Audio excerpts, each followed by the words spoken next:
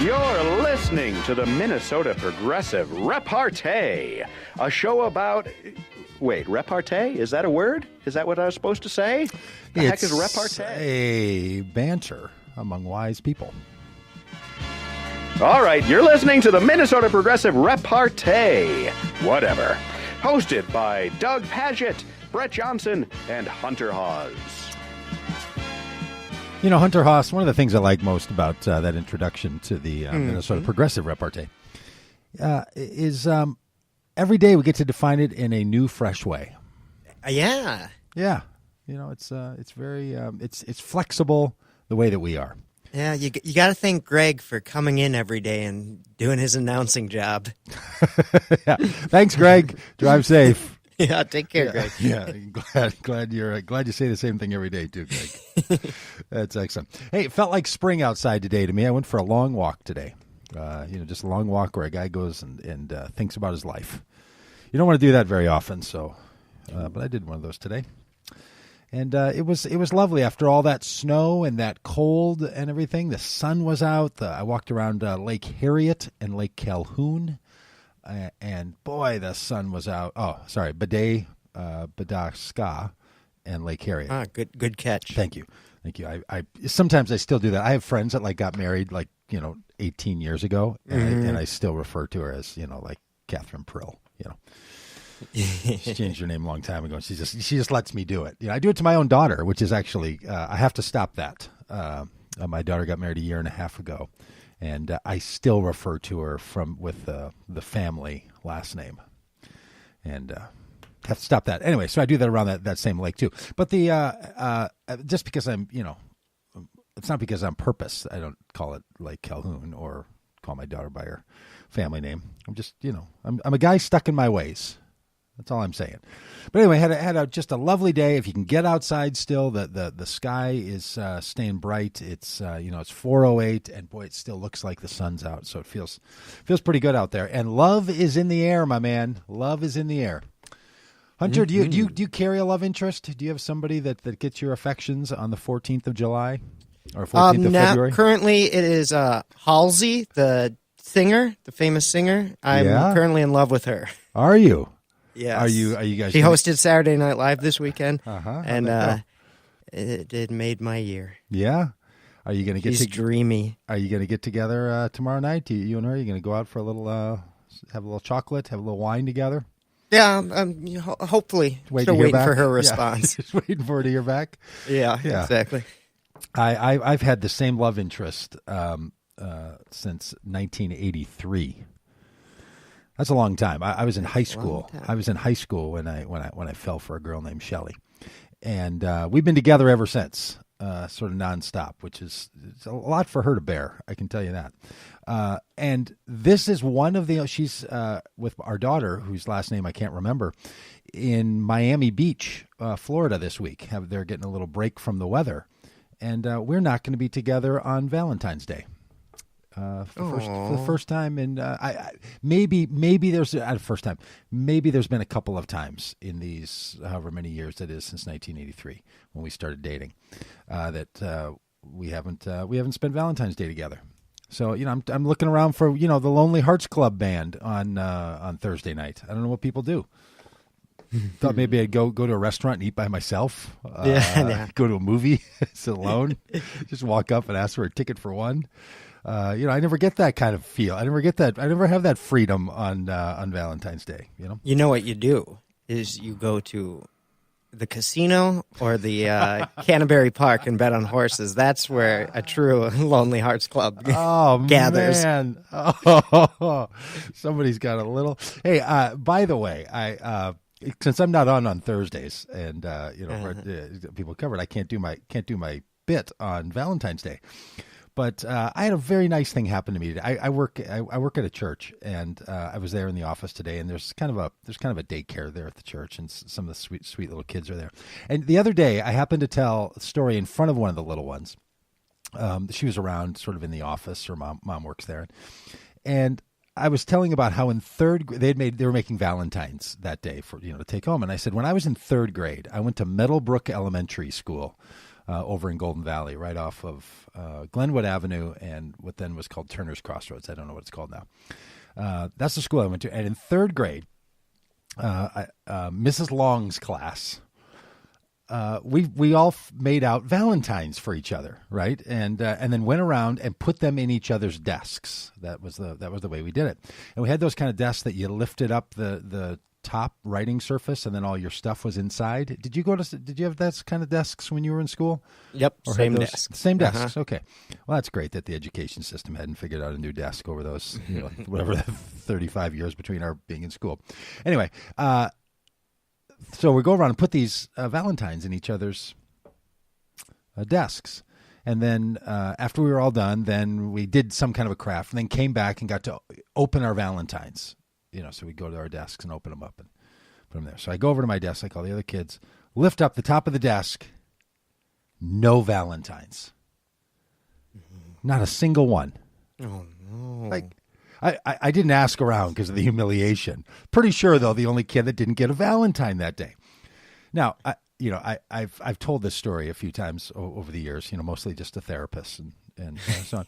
But people are like, well, now teachers make sure. And I'm like, I'm sure back in 1975 or whatever this was that they made sure Mrs. Long apparently missed it. So anyway, I happened to tell that story today or yesterday to somebody who had their little one around. And today, all the little kids in that little group, the little girl told the others about it.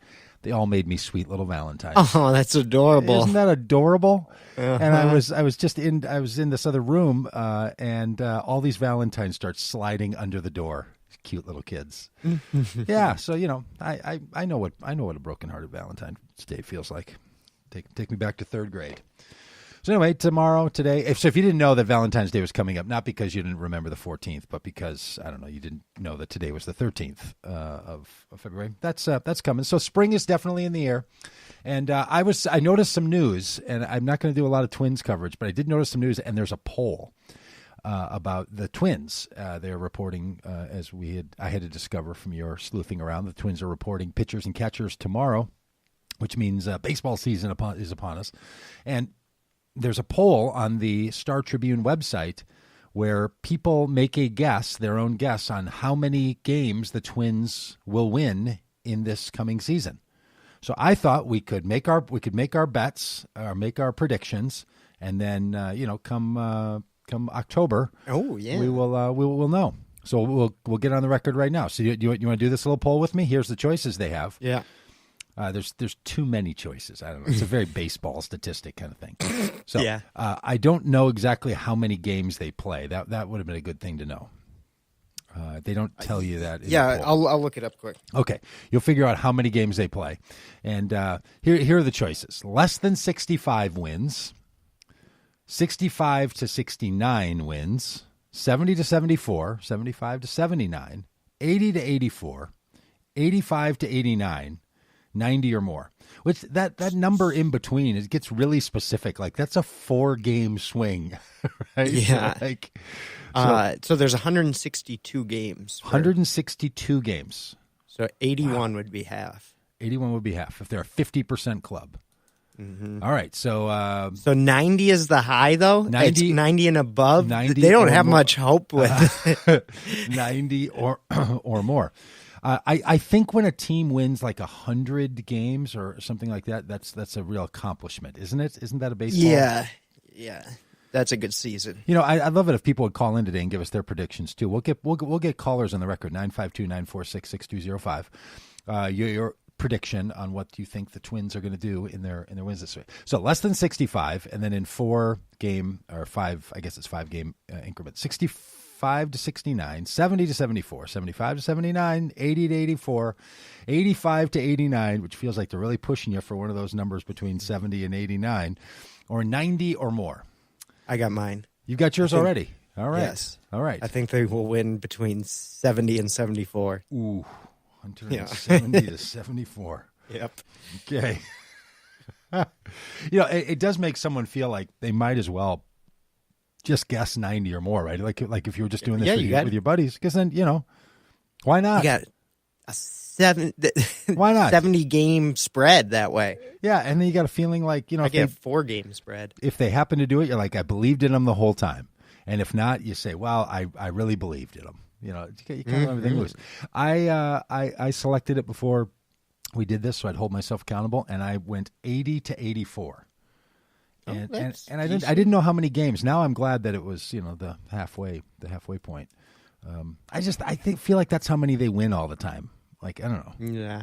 Yeah, 80 to 84 games. So anyway, that's my prediction. Spring is in the air. We're still in the winter, but when you hit middle of February, and you count the 14th of February, the middle of the month, because it's only a 28-day month. You are halfway into February, and boy, that's starting to feel like spring around here. So I thought that was a fine encouragement for all of us that Valentine's Day is on the way. The sun is out shining. The Twins are going to be playing baseball. Donald Trump's going to get impeached. I mean, it's just all the things that a guy could hope for. In spring. Hey, when we come back, I want to talk a little bit about this Ilhan Omar trouble she's gotten herself into on Twitter. So if people have some comments about that, we'd love to hear it. But if you're going to call today, I also want to hear about your prediction about the Minnesota Twins. Even if you don't care or know how many games they are, we're gonna put you on the record and try to remember in October. 952-946-6205. When we come back, we're going to talk about Ilhan Omar, and then a topic near and dear to your heart, my friend Hunter, vaping. We'll talk a little bit about that too. So if you don't know what vaping is, you're going to learn a lot here after the break on the Minnesota Progressive Repartee on the Minnesota's Progressive Voice, AM 950. And you've done exactly that. You found your way to the Minnesota Progressive Repartee 421 on this fabulous Wednesday, 13th February. Hey, Hunter, Ilhan Omar has gotten herself a little bit of national attention that I don't think she wants. I know a lot of our listeners are probably aware of what's gone on, that she used Twitter as she has in a pretty constantly since her rise to stardom in the Minnesota legislature a couple of years ago. There was a whole film made about her. I saw a film that was made about her out at a film festival. And so anyway, she's been a famous-y kind of person, and she's used Twitter pretty well to build her voice and to say what she wants to say. And I'll just say I always get nervous when politicians decide to use Twitter. I think it's not a good idea, frankly. Twitter is it's a complicated place for people that have significant ideas. Now, if you're sort of a run-of-the-mill politician, if you're kind of a middle of the road, if you're somebody that's not going to say very many flashy things, if you're not trying to change hearts and minds, if you're not putting out provocative ideas, Twitter works pretty great. It's a chance for people to know what you're saying, what you're talking about. If you are going to be someone, however, who wants to make big statements in the world and is trying to make some differences and trying to make some real changes, Twitter can become a minefield of trouble. And Ilhan Omar, over the couple of days earlier in the week, maybe on Sunday, did what a lot of people do, and this is when they get into trouble. They retweeted and made a comment about a retweet. So what they did was they injected their voice into another conversation, and it's very often that it's that response, because of the way Twitter works. And if you know a lot about Twitter, you know that one of the things you can do is write your own comments and people can follow your feed, or you can retweet someone to make a comment about their posting, their comments. The problem with that is that gets plucked out of context. Now, in this case, Ilhan Omar was trying to talk about why it is that certain Republicans are supportive of policies that are, in her mind, overly supportive of organizations that support Israel in ways that seem to oppress the Palestinians. And instead of it being a conversation then where they were talking about the issue of settlements and the issues of walls and the issue of unfair treatment of the Israel government's policies against Palestinians, instead it became about the comments that she made on Twitter. And she was trying to suggest, as she has suggested many, many times, that it is for financial reasons that certain politicians are supportive of certain causes. And she's big on trying to say that money drives an awful lot of political decisions. And it does. But in this case, she injected that comment saying it's all about the Benjamins, baby, which is apparently, you'd correct me on this if I have this wrong, Hunter, you'd know this, a Puff Daddy quote from a song. Mm-hmm.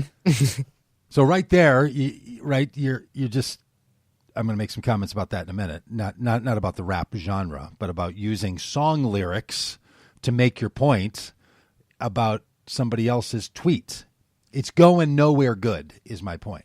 So she makes this comment, it's all about the Benjamins, baby. And because she's then critiquing people who are supportive of causes that are supporting Israel, it feels, sounds, smells, and lands on people as an anti-Semitic statement. Because there's been use of terms of money around Jewish causes and around Jewish leaders and around Jewish people for centuries. It's a super old, as they say, trope that is used to say that that Jewish people have a connection to or a love of money, and that's one of the things that makes them so dangerous. And so when she tries to make a comment about her, which is sort of her usual thing to say that money's driving too much of our political decisions, but then does it in context of talking about organizations that support Israel, and in that particular context of the topic she was retweeting, it was inappropriate for a sitting congressperson to make a comment like that, to use a phrase like that, borrowed from a 1997 Puff Daddy song, It's All About the Benjamins, baby, where maybe if you know the context of that song, and maybe if you know the context of that tweet, maybe you could say, oh, that's not what she meant, but it's so unfortunate. And part of this is, I think she's new to the national spotlight, but she likes it. She wants in on it. She's playing it up, but I think she's got to select much more carefully the things she's going to use Twitter for. She had earlier in that day, in the days before, she had a number of things on her Twitter feed that were very useful and helpful that no one really, other than her followers on Twitter, are paying any attention to. You land that one, and the people who are going to be following you as a strong progressive voice of one of the first Muslim women to be elected to Congress, it is another level of scrutiny. And it's a level of scrutiny that you sort of want at one level, right? You want that level of attention. You want to play that role. Her and AOC are, as she wrote on Twitter earlier in the day from the State of the Union the week before, are like sisters. They're in on this thing together. They're trying to lead a progressive revolution, and then this. And so I would love to hear people's comments on the tweets themselves and the rest of it. What I think is worth noting, and I don't know why I feel like I'm giving Ilhan Omar advice about this, because I don't think she listens to the show quite yet, but maybe somebody could send her these clips. It's really unfortunate. Really unfortunate to use sort of a whimsical pop culture kinds of phrases, first of all, when you know that you're dealing with something as significant as why the United States seems to be in the hip pocket of Israel. And I happen to think the United States government is in the hip pocket of Israel. I think that the United States policies about Israel have been damaging to Palestinians. I think it has embroiled us in all kinds of conflicts in the Middle East. It continues to create conflicts between Jews and Muslims and Christians around the world. The way Israel behaves is inhumane and is wrong. But instead of talking about that, we're talking about if Ilhan Omar should resign because she made comments that totally feel and sound and landed and were a part of the old trope, anti-Semitic trope. And she didn't know it. Right. So I get it. She didn't know it. She didn't know that maybe that for people in the United States to make any claim about support of Israel as being about the money feels like it's playing into these old biases. Even if she was saying something else that really does play right down that line, and it's something that you can't talk about. Wouldn't have happened had she used Twitter in a way that was perhaps a little less sassy and whimsical.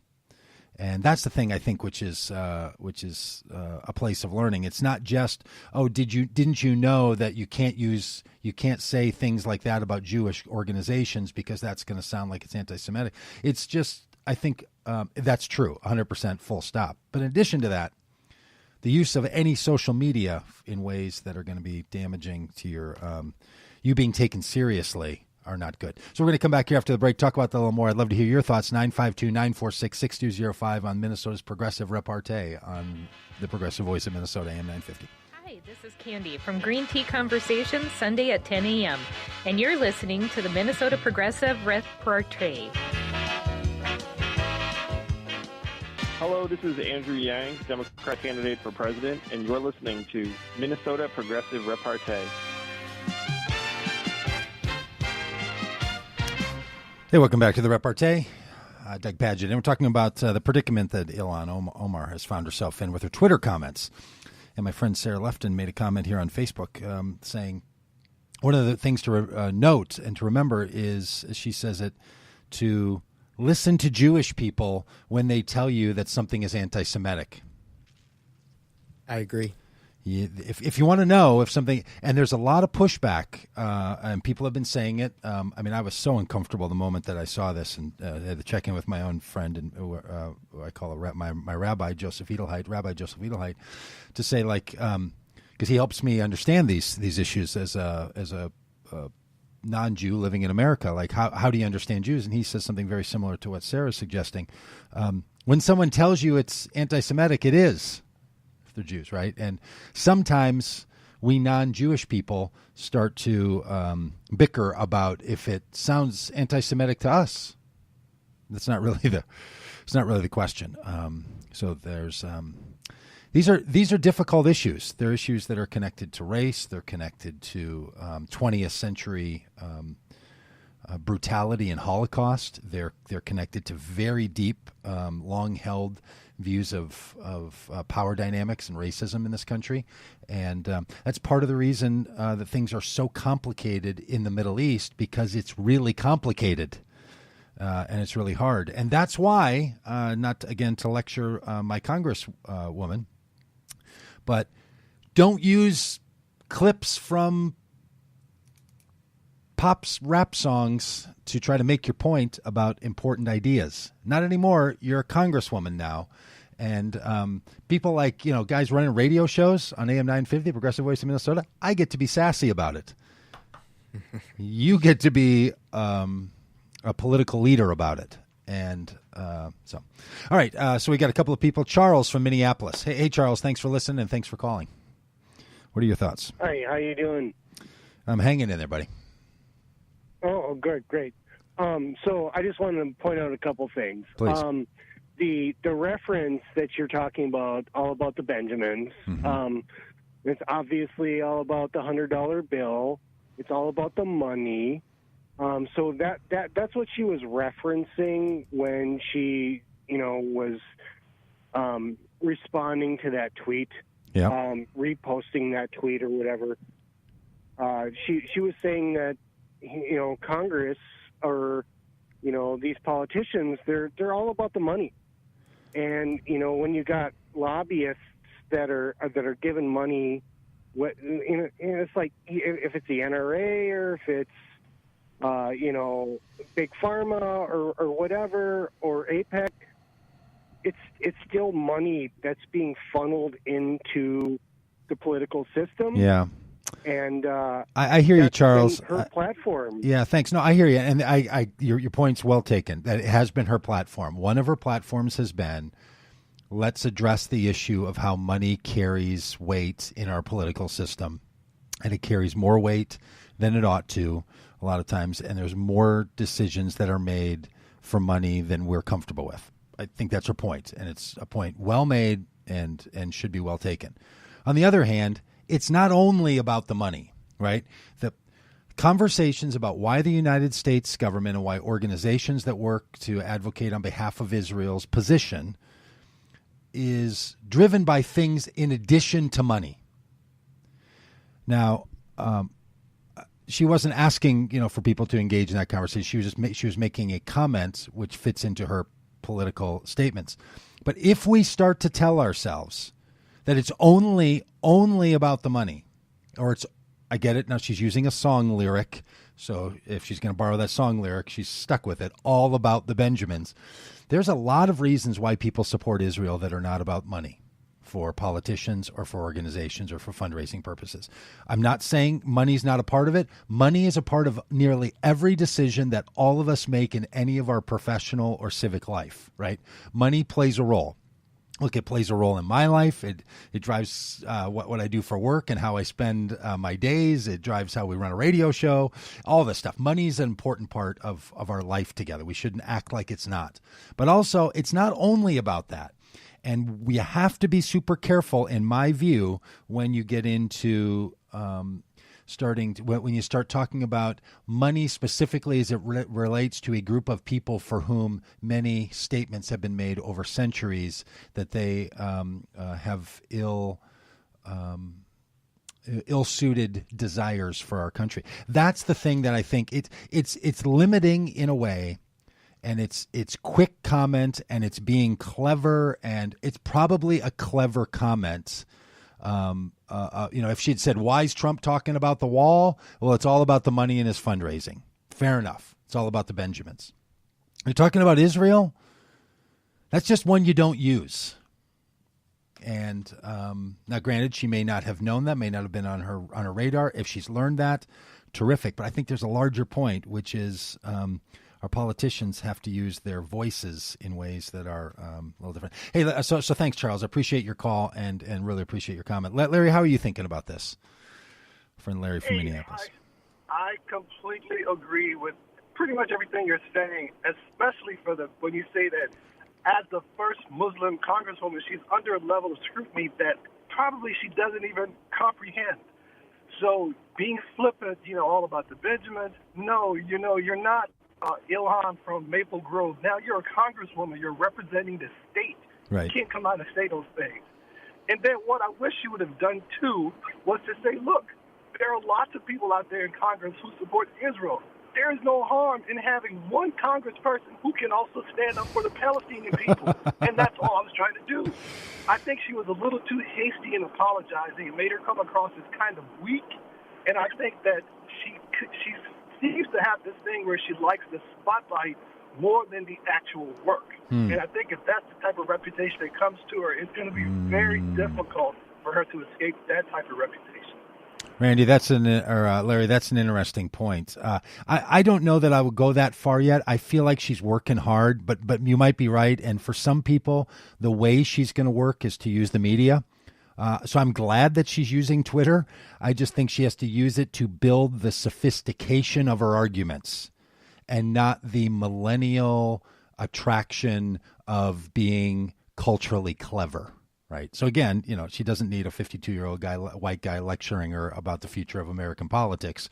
People like me have had a run for a very long time, and, it's gotten us into all kinds of no good. So I get that. She probably has a perspective from as somebody who came as a refugee, somebody who's lived in the Somali community, somebody who's younger, somebody who's a woman, and somebody who's achieved this level of attention. So she knows some things. I'm not trying to at all say she doesn't. She knows more things than I know about some of this. But to your point, this gets really dangerous when what we want out of our Congress people, especially I want to advocate for Minnesota Congress people, is I want her to be a heavy hitter. I want people to take her seriously. And I'm not saying that being culturally clever and culturally connected means that you're not being taken seriously. But when you start talking about why people support Israel, we've got real issues to take on this one. And, we should be she should be always thinking about what's going to advance the cause, not what's going to make this sort of seem quick and clever. At least it seems to me. Hey, Mark from Fridley, how are you thinking about this? Hey, I'm saying thank God for Ilhan Omar. Uh-huh. She dared speak truth that everyone knows exists. And we have a thing in this country, or we're supposed to, called free speech. And to portray her as being flippant over making such comment or trying to get in the spotlight, that is absolutely not what is happening.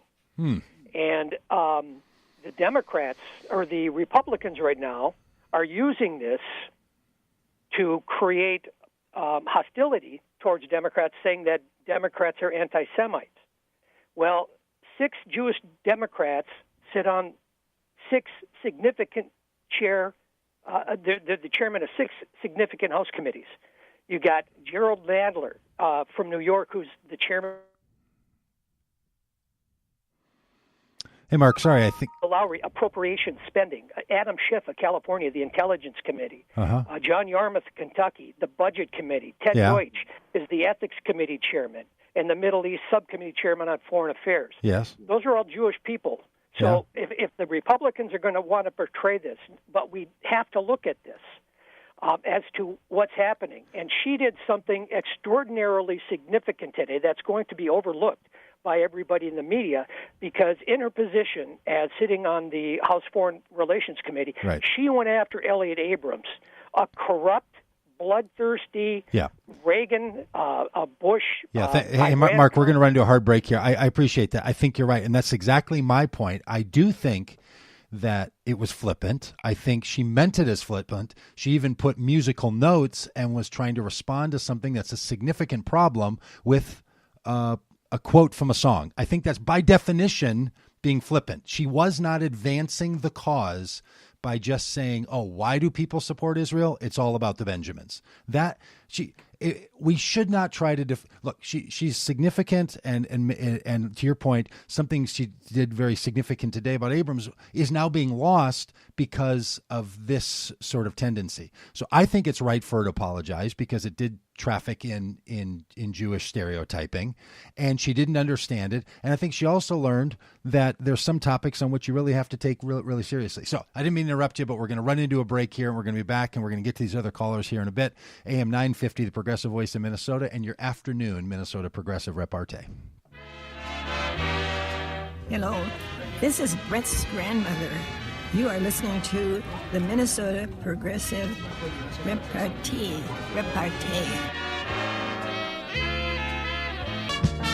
Thank you, Matt. We call that the repartee, my friend. All right, we're talking about Ilhan Omar and the tweets that she posted the other day, which was a comment in response to another article about certain people in Congress supporting causes in Israel. And she wrote, it's been a little hard to follow. There's been more commentary about what went on and whether this should be determined to be racist or anti-Semitic or ill-timed or wrong-toned or all this, and not just what she wrote. And what she wrote was a little confusing if you don't know what's going on. She wrote, "It's all about the Benjamins, baby," which is a song lyric, which is why she put the little quotes there, trying to have some sort of fun with it, making sort of it would seem to me to be a passing comment.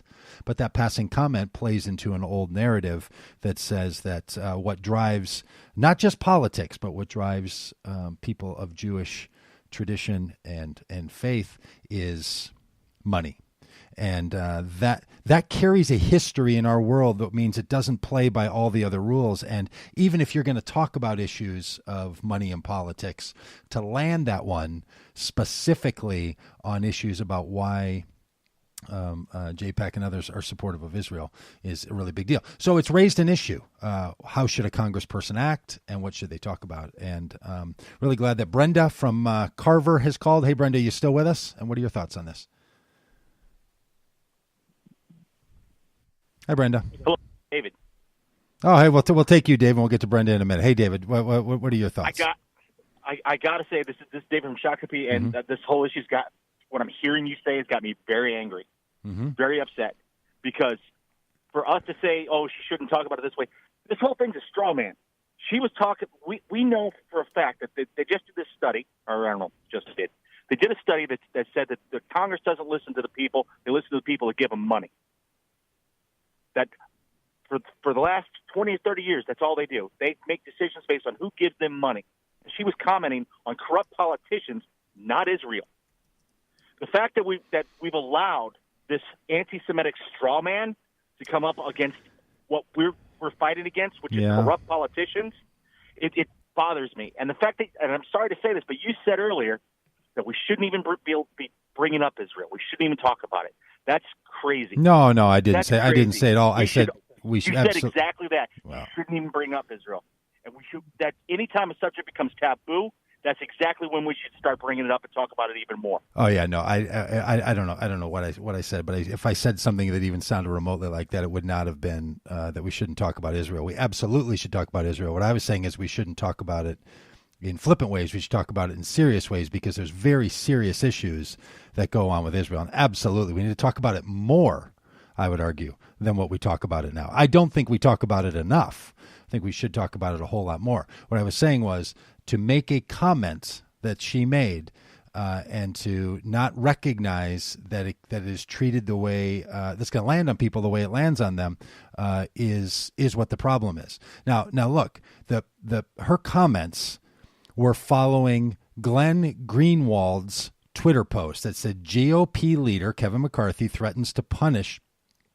for Ilhan of Minneapolis over their criticism of Israel. It's stunning how much of the time U.S. political leaders spend defending a foreign nation, even if it means attacking free speech rights here in the U.S. And then she said, it's all about the Benjamins, baby. That's what her comment was in response to somebody else's tweet. So she's in a sort of a commenting, tweety kind of way. So she wasn't specifically raising issues about Israel. She didn't put up a post and say, here's what I think we should do about Israel. That's not what she was doing. She was commenting on somebody else, commenting on the fact that somebody thinks she should stop commenting. That's what happened. That's the use of this medium. And I think it's really important that people of her stature, and I want her to have a significant stature and to drive those issues. I agree with her on the issue that money has influence in politics that we don't want. And I agree with her that the United States support of Israel is something that is not serving Israel well. It's not serving the Palestinians well. It's not serving the people of the United States well. But that's not what went on here. This is something else, and that's the point that I think carries some significant meaning to it. So I really do appreciate your call, David from Shakopee. Thanks for calling. And do we have Brenda back from Carver? Yes, I'm here. Hi, Brenda. Sorry about that. Hi. To David's point and yours, I don't feel that she was wrong. She was right in what she said. Unfortunately, the way it came off was not very good. But, again, nobody's talking about how Israel is treating the Palestinians. They're stealing their land, and we are allowing that to happen. There was a treaty, and why is it that we are allowing that to happen and backing Israel when they should not be doing that? I agree. No, I totally agree, which is why to inject into that my view on this is then to inject into that conversation that she wants to have about what's happening to the lives of Palestinians and how it's being done with the backing of the United States. The idea that the reason that she's being silenced, that people are trying to say, stop your commenting about what's going on in Israel, is just all about the money. That's not even an accurate, that's the problem. This is where I might differ from some of the listeners. I don't think it's just all about the money.